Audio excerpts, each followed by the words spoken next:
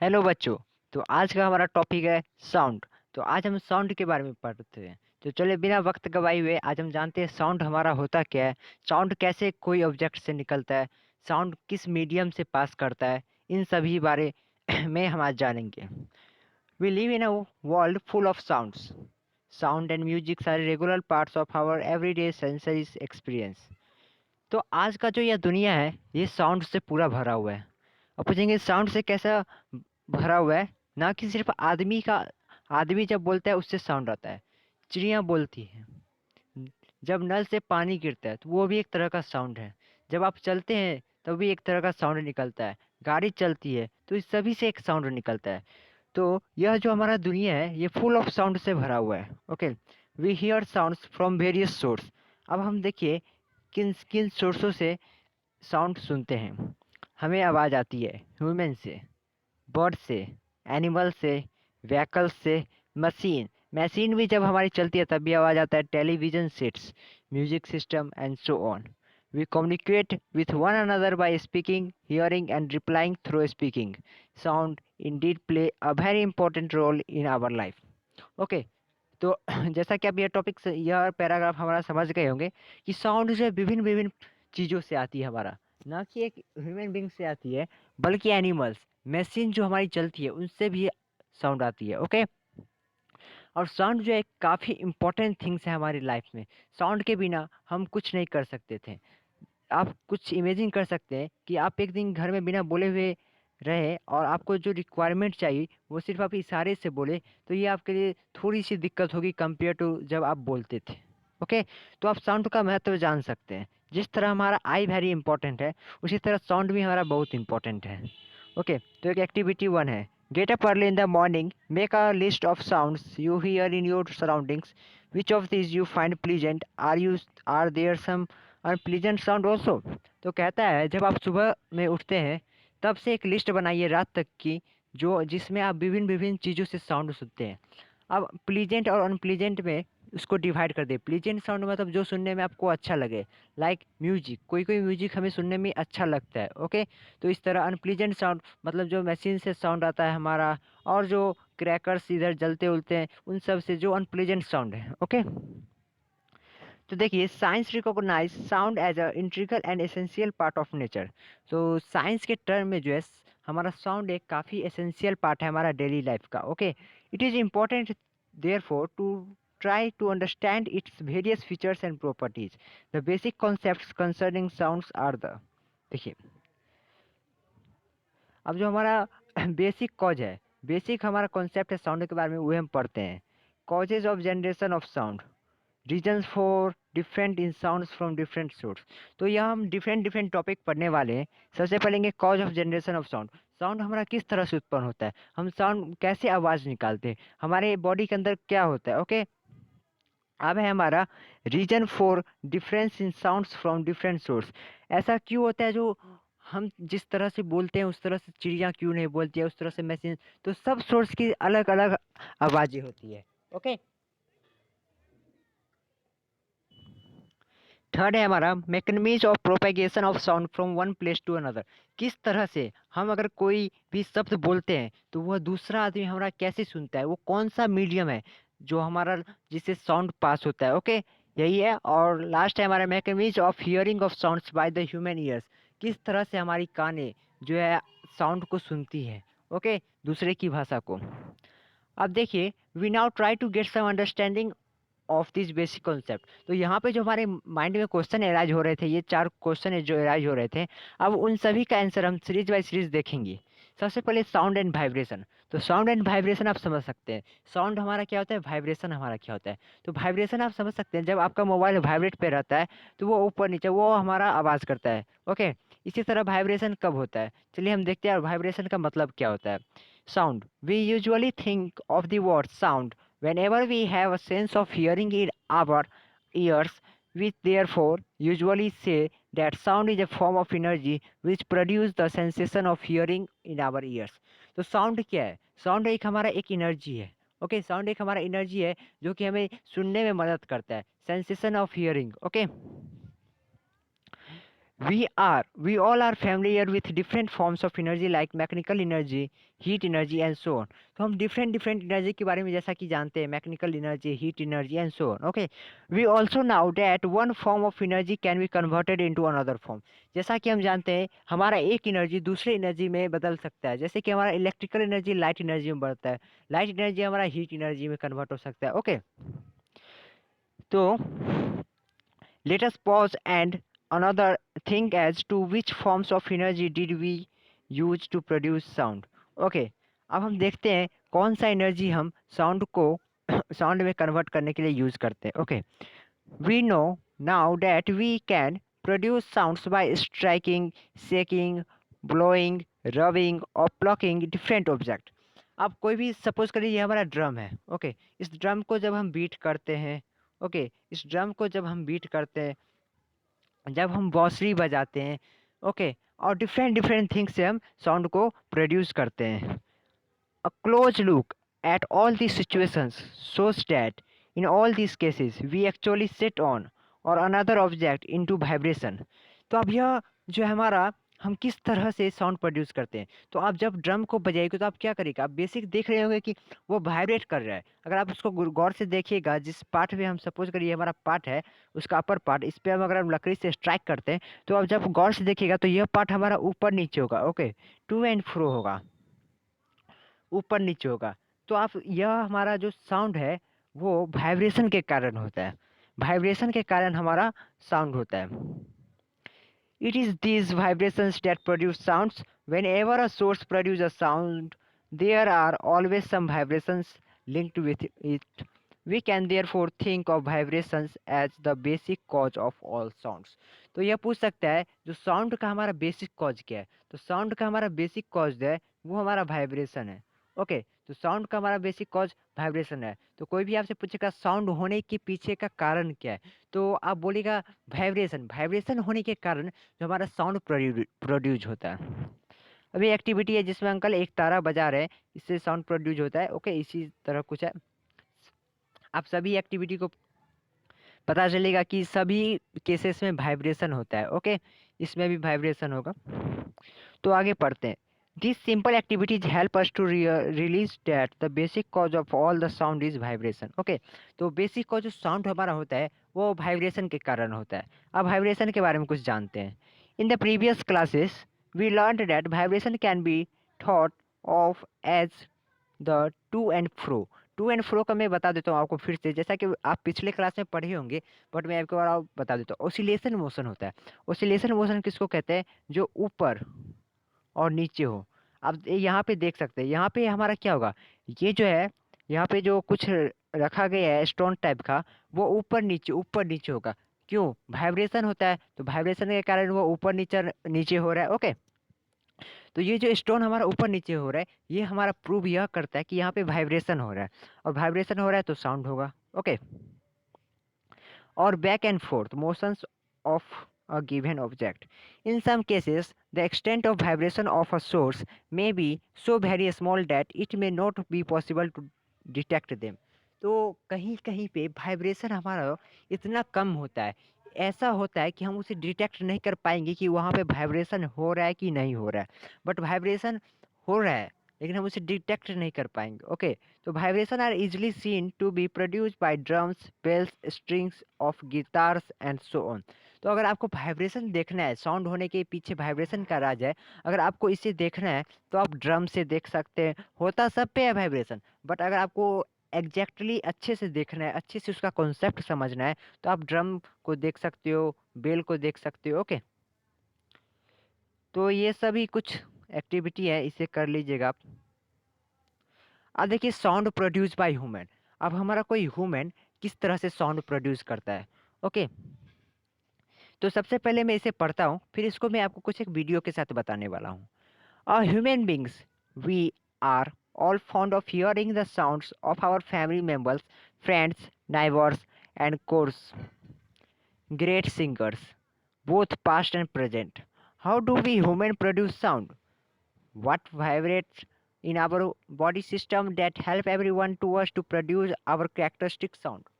तो किस तरह से कोई ह्यूमन जो है हमारा वह साउंड प्रोड्यूस करता है, उनमें कौन सा चीज़ हमारे बॉडी में कौन सा पार्ट वाइब्रेट कर रहा होगा जिससे हमारा साउंड निकलता है। ओके, तो यह सभी बातें हम जानने वाले हैं कुछ ही पल में। तो वह पल आ गया हमारा। It is the voice box. एक वॉइस बॉक्स होता है हमारे बॉडी पार्ट में, और तो उसे क्या कहा जाता है, larynx of the human body systems that help us to produce sound. तो आप वन वर्ड में अगर पूछेगा जो आपको क्या चीज़ हमारे बॉडी में है जो हमें वाइब्रेट करने में मदद करता है जिसके कारण साउंड निकलता है, तो आप उसे वॉइस बॉक्स कहते हैं या लैरिंक्स कह सकते हैं। Okay, the voice box has two vocal cord. अब हमारे वॉइस बॉक्स के पास टू वोकल कॉर्ड है, स्ट्रेच अक्रॉस, दोनों एक दूसरे को स्ट्रेच किए रहते हुए, ओके, घिंचे हुए रहते हैं। These are stretch across the voice box in such a way that a narrow gap और स्लिट बिटवीन देम। अब यह इस तरह से स्ट्रेच किए रहते हैं एक दूसरे को कि उनके बीच में एक नैरो गैप बन जाता है जिसके कारण air can pass through the slit. अब उस नैरो गैप के कारण एयर उससे पास हो सकता है। The lungs force air through the slit between the vocal cord and this make them vibrate and produce sound। अब जो लंग्स होता है वो हमारा एयर को प्रेशर डालता है। अब जब एयर उसको प्रेशर डालेगा तो वो जो हमारा स्ट्रेस था वो अब वाइब्रेट करने लगेगा। The human body has muscles attach to the vocal cord। अब ह्यूमन बॉडी के मसल एक the human body has muscle attach to the vocal cord। तो मसल में हमारा vocal cord अटैच रहता है। These muscles can pull the attach ligament and make the vocal cord tighter और loosen up, thicker और thinner और thicker. Okay, these changes in the vocal cords help to change the pitch of the sounds produced and make it shriller or flatter। There are difference in the size, tautness and thickness of the vocal cords in men, women and children। तो अलग अलग जैसे कि mail का आवाज़ difference होता है compare to female, और फीमेल का आवाज़ मतलब देखिए, एक बच्चे में आपकी आवाज़ कुछ और होगी, जब आप बड़े हो जाएंगे तो एडल्ट हो जाएगा तो कुछ आवाज़ आपकी चेंज हो जाएगी। उसी तरह एक वुमेन की आवाज़, तीनों के साउंड जो है डिफरेंस होते हैं। ओके, एक चाइल्ड के, एक मैन के और एक वुमेन के। अब this difference result in each groups having a characteristic sound of its own. तो यह डिफरेंट साउंड होने के कारण तीनों में अलग अलग विशेषताएं रहती है। तो चलिए मैं आपको एक वीडियो के साथ बताने वाला हूँ साउंड किस तरह से ह्यूमन बींग्स में प्रोड्यूस होता है। ओके, तो देखिए यहाँ पे आप देख सकते हैं कि किस तरह से ये नैरो गैप बन रहा है, और जिसके कारण एयर इससे लंग्स पास उसको एयर को पास करेगा और यहाँ पे वाइब्रेशन होगा। ओके, मैं आपको दूसरे वीडियो के साथ भी बताने वाला हूँ, जीएफ के साथ।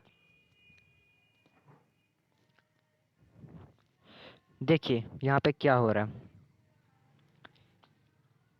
इसमें से एयर जाएगा फिर निकलेगा, तो इस कारण इसमें जो है हमारा वाइब्रेशन होता है। ओके, आप समझ सकते हो। गौर से देखिए यहाँ पे क्या हो रहा है हमारा। देखिए, जो मैंने आपको पहला वीडियो दिखाया उसमें कुछ आपको ये पार्ट अच्छे से दिखा रहा था। अब देखिए एयर पास हो रहा है इस नैरो स्लिट से। ओके, जब एयर पास होगा तो ये वाइब्रेट करेगा, तो वाइब्रेट होने के कारण देखिए वोकल कॉर्ड हमारा ये है, लैरिंक्स हमारा ये है। ओके, तो इस कारण जो है इसमें एयर जब हमारा प्रेशर डालता है तो ये वाइब्रेट होता है, और उस वाइब्रेट होने के कारण जो होता है हमारा साउंड प्रोड्यूस होता है। ओके, तो आप आई थिंक आप समझ गए होंगे किस तरह से ह्यूमन बींग्स में साउंड प्रोड्यूस होता है। अब हम देखेंगे साउंड प्रोड्यूस बाय एनिमल्स। अब एनिमल किस तरह से साउंड हमारा प्रोड्यूस करता है। Our earth has amazingly large varieties of birds and animals living on it. तो हमारे अर्थ पे वेराइटी टाइप्स के जो है एनिमल्स और बर्ड्स होते हैं। These are endless varieties of sounds produce by them. तो हर एक कौवा कुछ अलग आवाज़ निकालेगा, हमारा तोता कुछ अलग आवाज़ निकालेगा, कबूतर कुछ अलग आवाज़ निकालेगा, गाय कुछ अलग आवाज़ निकालता है, कुत्ता कुछ अलग आवाज़ निकालता है। ओके, तो विभिन्न विभिन्न प्रकार के जितने तरह के जानवर होते हैं सबका एक अपना अपना साउंड होता है। जिस तरह से हम ह्यूमन बींग्स का एक अलग है बोलचाल, उसी तरह का उनका एक बोलचाल होगा। सभी गाय एक तरह की आवाज़ निकालती है, ना कि कोई गाय कुत्ते की आवाज़ निकालती है और कोई कुत्ते गाय की आवाज़ निकालती है। Okay, some of them are very pleasant to our ears. कुछ हमारे कानों को सुनने में अच्छे लगते हैं। Others are not pleasant while some of them are definitely unpleasant.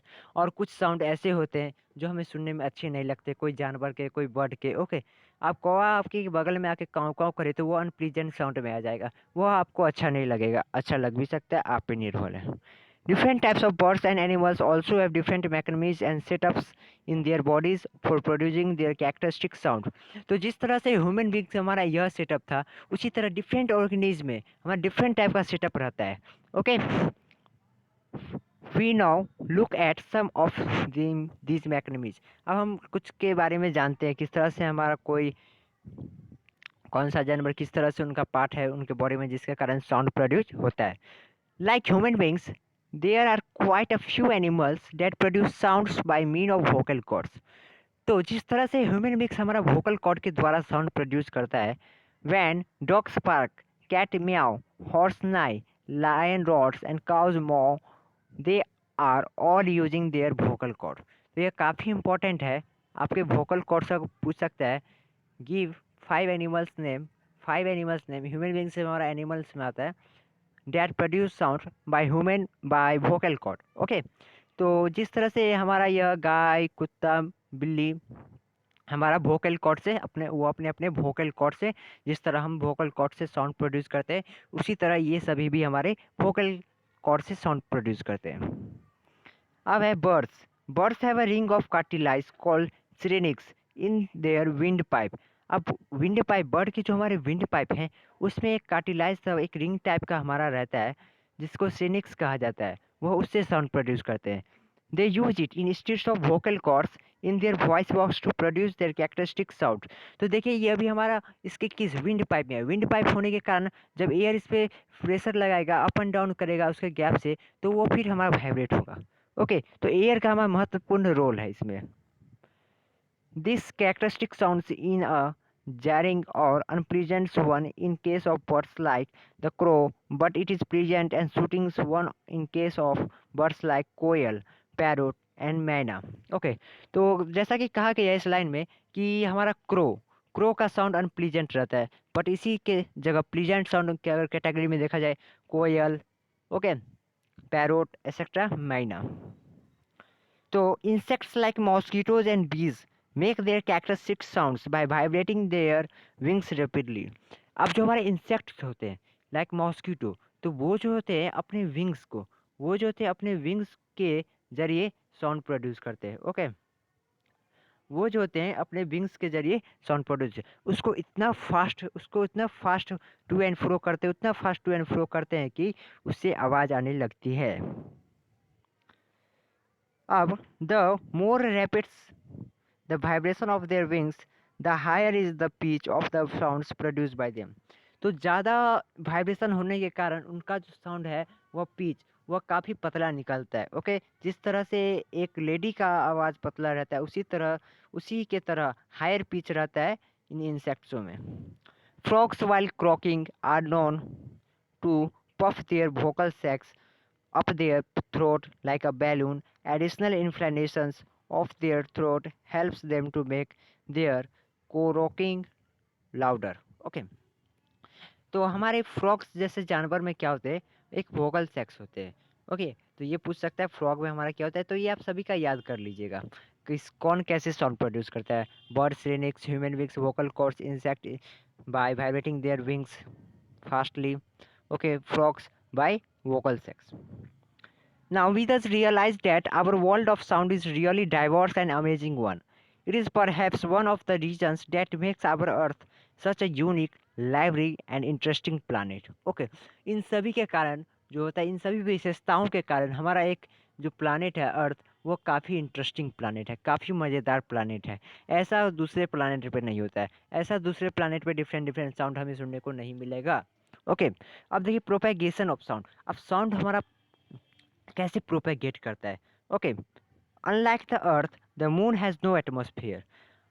जैसा कि आप सभी जानते होंगे कि हमारे अर्थ की पे जैसा एटमॉस्फेयर है, वैसा मून पे हमारा एटमॉस्फेयर नहीं पाया जाता है.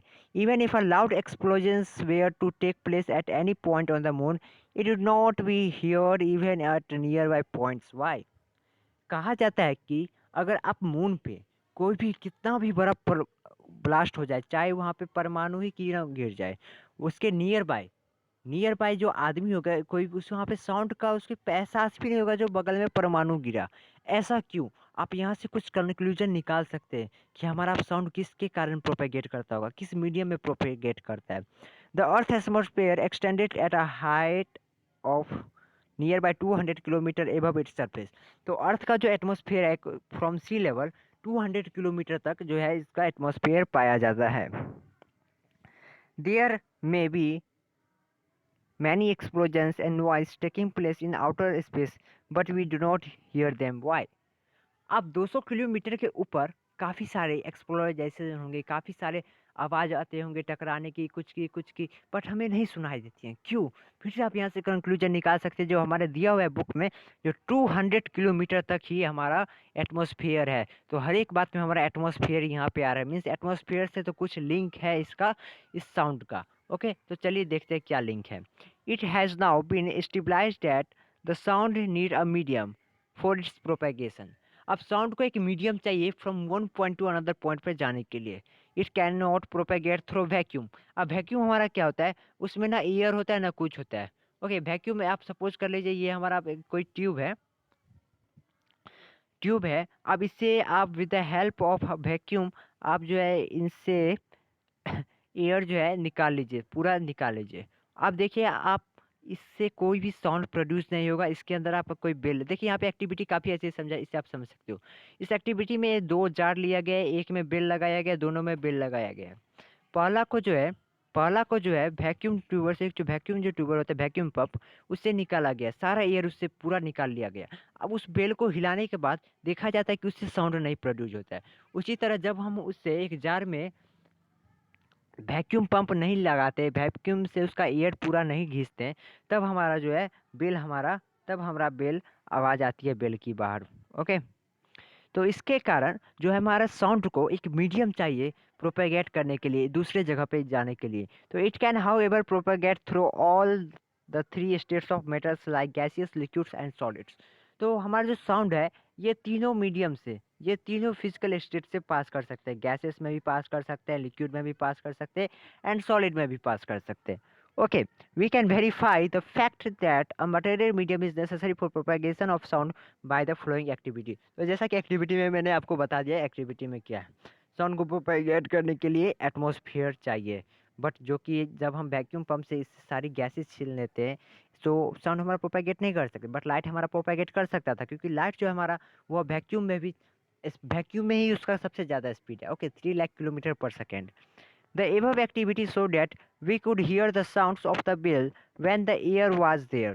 तो जैसा कि एक्टिविटी मैंने आपको कहा था कि साउंड हमें तब सुनाई देगा जब उस जार में हमारा एयर रहेगा। We can therefore concluded that sound can travel through gases. Okay, अब यह गैसेस से हमारा कॉन्सेप्ट क्लियर हो गया। गैसेस से हमने प्रूव कर दिया जो गैसेस से हमारा साउंड प्रोड्यूस होता है। अब लिक्विड की बात आई, तो what about liquid and solid. अब लिक्विड और सॉलिड के बारे में आपका क्या कहना है। As in case of gases, sound can propagate through the both liquid and solid। अब कहा गया है हमारा जो साउंड है वो तो अभी गैसेस से प्रोड्यूस हो गया। अब जो है हमारा लिक्विड और सॉलिड से देखते हैं। In fact it propagate faster through liquid than it does in case of gases. तो कहा जाता है कि जो गैस में उसका स्पीड था, जो साउंड का स्पीड गैस में था, वह लिक्विड में काफ़ी ज़्यादा होगा, लिक्विड में फास्टर होगा। Okay, it propagate even faster through solid. अब ये सॉलिड में कुछ ज़्यादा ही लिक्विड से भी ज़्यादा प्रोपेगेट कर सकता है। तो आप यहाँ पे देख सकते हैं, ये सपोज कर लीजिए हमारा सॉलिड, तो सॉलिड में सबसे ज़्यादा पास हमारा स्पीड ऑफ साउंड रहेगा। उसके बाद लिक्विड आता है। अब लिक्विड से ज़्यादा, लिक्विड किस में से ज़्यादा रहेगा, वो हमारा गैसेस हो सकता है। तो ये सीरीज आप समझ सकते हो, सॉलिड में सबसे ज़्यादा, फिर लिक्विड में, फिर गैसेस में। ओके, अब एक्टिविटी क्या लिया गया है। Take 2 small stones pieces and strike them together, you will hear a sound। now take a tub full of water। if you press your ear against the tube well and strike the stone pieces under water, you get a sound again। this sound reaches your ear by propagating through water। तो कहा गया एक tub लीजिए जिसमें एक 2 stone ले लीजिए, 2 friend की जरूरी पड़ेगी आपको, उसमें एक वाटर फिलअप कर दीजिए। वाटर फिलअप करने के बाद टब में आप जब उस दोनों को स्ट्राइक करिएगा, दोनों स्टोन को, तो आप एक साउंड सुना जाएगा। तो इससे यह पता चलता है कि लिक्विड से भी हमारा साउंड प्रोपेगेट कर सकता है।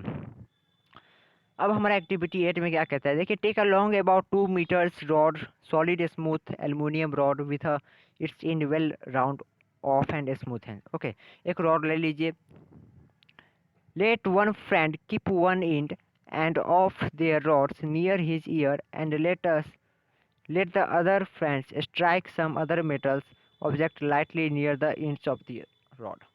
तो जो फ्रेंड की ज़रूरत पड़ेगी, कहता है एक फ्रेंड को बोलिए कि एक इंड पाइप का एक इंड को उसके अपने कान के पास रखने के लिए, और दूसरा फ्रेंड जो होता है कोई अलग दूसरे मेटल से ज़्यादा जोर से नहीं स्ट्राइक करने, एक हल्के से स्ट्राइक करने के लिए। अब क्या देखने को मिलेगा, the friends the first friends will the hear a sound but it may not be heard by another friend standing near him। तो कहा जाता है पहला फ्रेंड जो सुन लेगा, बट उसके बगल में देखिए जो ये फ्रेंड है हमारा, ये फ्रेंड ये नहीं सुन पाएगा। क्यों? This sound must have then propagate through the solid aluminium rod. तो इससे हमारा यह पता चलता है कि सॉलिड एल्युमिनियम रॉड से हमारा साउंड प्रोपेगेट करता है। ओके, तो scientist are now aware to measure the speeds of sound through air as well as other gases and through water as well as other liquid. The speed of sound through air is 330 meter per second। Okay, the speed of sound in air हमारा इतना है। Where is its speed through the water? It is close to 1500 meter per second।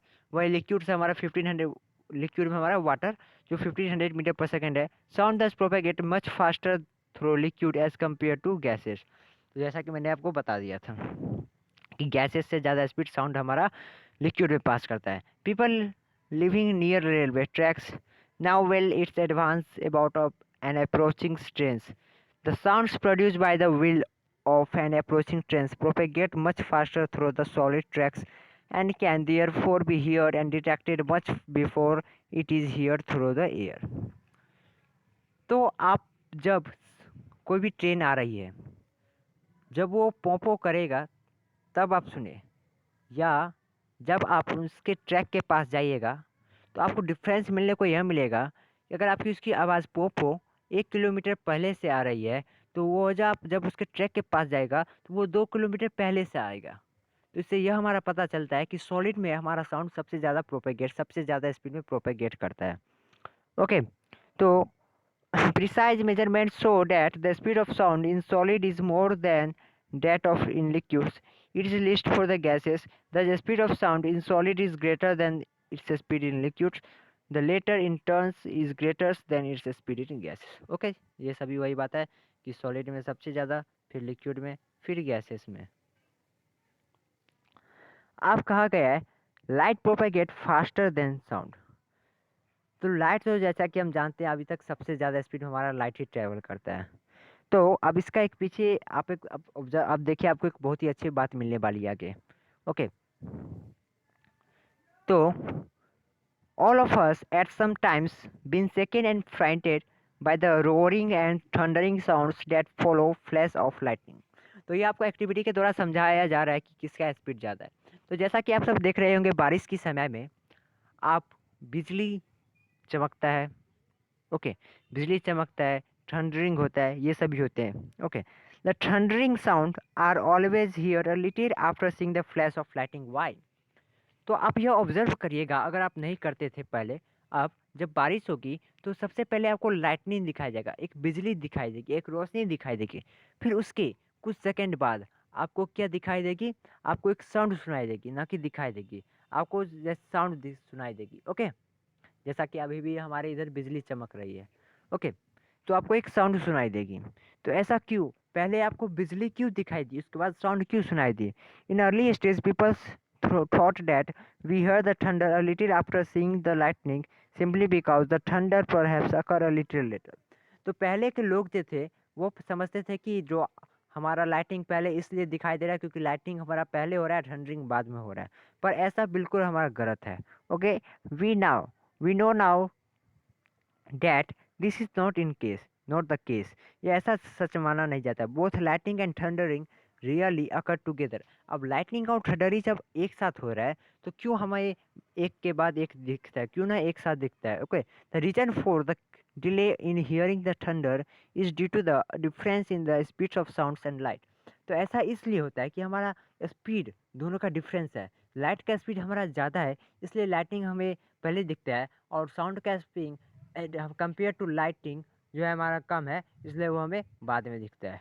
Okay, तो measurement of the speed of lights or sounds tell us that light propagate very fast as compared to sound. The speed of sound in air is nearly 30 meter per second or 0.33 kilometre per second. Okay, जैसा कि speed of air हम जानते थे 330 meter per second.